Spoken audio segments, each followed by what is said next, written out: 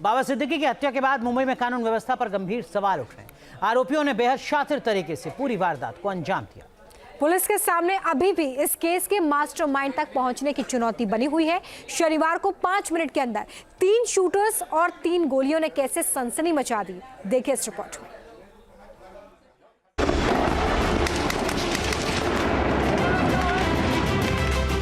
पांच minute, 3 shooter, 3 गोली और खेल खत्म। सिद्दीकी मर्डर केस की साजिश का पूरा सच। शनिवार की रात मुंबई में हत्या की वारदात। एनसीपी नेता और महाराष्ट्र के पूर्व मंत्री बाबा सिद्दीकी की हत्या महज 5 मिनट के दौरान अंजाम दी गई। शूटर्स ने जो साजिश रची थी उसमें वो बिल्कुल भी नहीं चूके और बाबा सिद्दीकी को शूट कर दिया। शूटआउट के बाद पूरे इलाके में अफरा तफरी मच गई।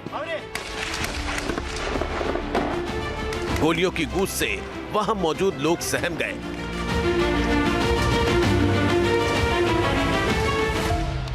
जब तक पुलिस कुछ समझ पाती तब तक बाबा सिद्दीकी जमीन पर गिर चुके थे। बाबा सिद्दीकी शनिवार रात 9:15 पर बांद्रा ईस्ट के निर्मल नगर में कोलगेट ग्राउंड के पास अपने विधायक बेटे जीशान सिद्दीकी के ऑफिस से बाहर निकले थे। तभी 3 शूटर्स ने 2 बंदूकों से 6 राउंड फायरिंग की। बाबा को 3 गोलियां लगी।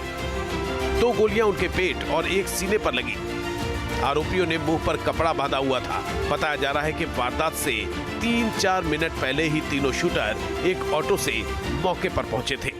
इस पूरे मामले में मुंबई पुलिस के साथ साथ क्राइम ब्रांच की अलग अलग टीम भी इन्वेस्टिगेशन कर रही है।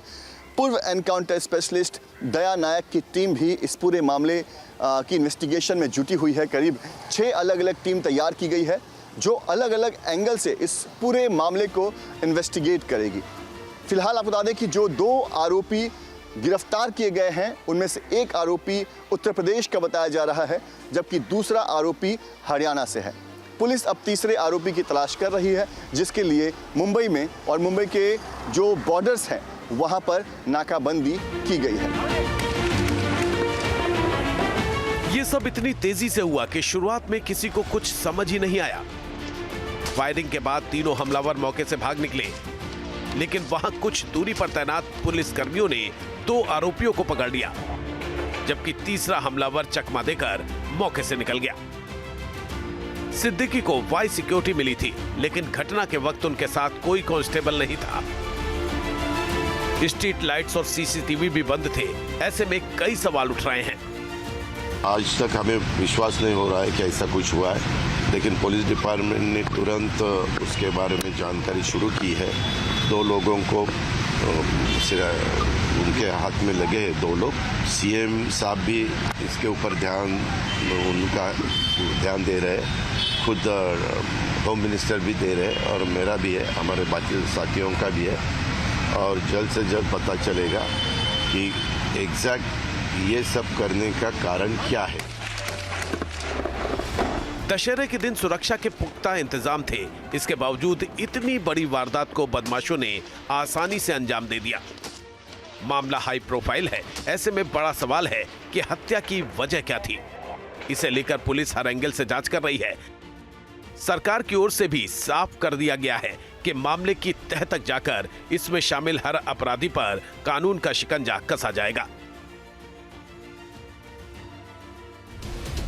जिन शूटर्स ने मुंबई में इस वारदात को अंजाम दिया उनमें से 2 उत्तर प्रदेश के रहने वाले हैं, जबकि 1 हरियाणा का है।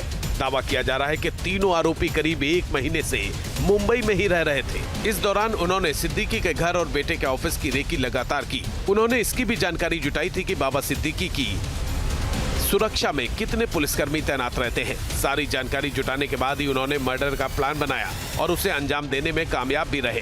अब पूरे मामले में शामिल अपराधियों के खिलाफ कड़ी कार्रवाई का दावा किया जा रहा है। मुख्यमंत्री एकनाथ शिंदे ने कहा कि इस केस को हम फास्ट ट्रैक कोर्ट में ले जाएंगे और कोई भी दोषी बचेगा नहीं। हम उन्हें कड़ी से कड़ी सजा दिलवाएंगे। मामले पर लगातार नजर रख रहा हूं। सरकार ने कड़ी कार्रवाई का दावा जरूर किया है। मगर मुंबई पुलिस के सामने पूरे केस को सुलझाना और इसके मास्टरमाइंड तक पहुंचना अभी सबसे बड़ी चुनौती है। Team news nation. News nation अब व्हाट्सएप पर खबरों की ताजा अपडेट के लिए न्यूज नेशन के इस QR कोड को स्कैन करें।